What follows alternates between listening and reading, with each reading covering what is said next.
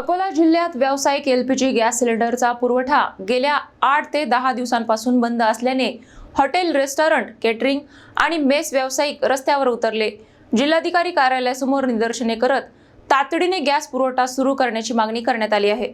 अकोला जिल्ह्यात व्यावसायिक LPG gas सिलेंडरचा पुरवठा गेल्या 8 ते 10 दिवसांपासून पूर्णपणे ठप्प झाल्याने hotel, restaurant, sweet mart, catering आणि विद्यार्थी मेस तसेच वाईन बार व्यावसायिक मोठ्या अडचणीत सापडले आहेत. या पार्श्वभूमीवर आज हॉटेल असोसिएशन आणि संबंधित व्यावसायिकांनी अकोला जिल्हाधिकारी कार्यालयासमोर निदर्शने देत प्रशासनाकडे निवेदने सादर केली. व्यावसायिक गॅस उपलब्ध नसल्यामुळे अनेक ठिकाणी व्यवसाय बंद करण्याची वेळ आली असून विशेषतः लग्नसराईच्या हंगामात केटरिंग व्यावसायिकांसमोर मोठे संकट उभे ठाकले आहे. लग्न समारंभांसाठी आधीच बुकिंग घेतले असल्याने गॅस अभावी जेवण बनविणे कठीण झाले आहे.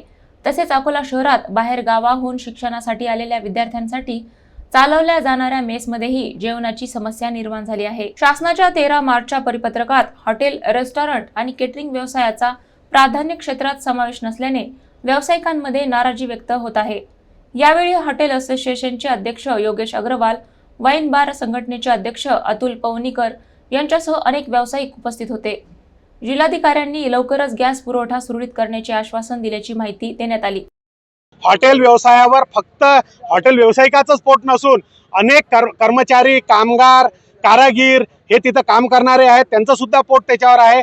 त्याशिवाय अनेक भाजीवाले आहेत, शेतकरी आहेत, किराणा व्यावसायिक आहेत, यांचं सुद्धा सर्वांचं पोट या हॉटेल व्यवसायावर अवलंबून आहे.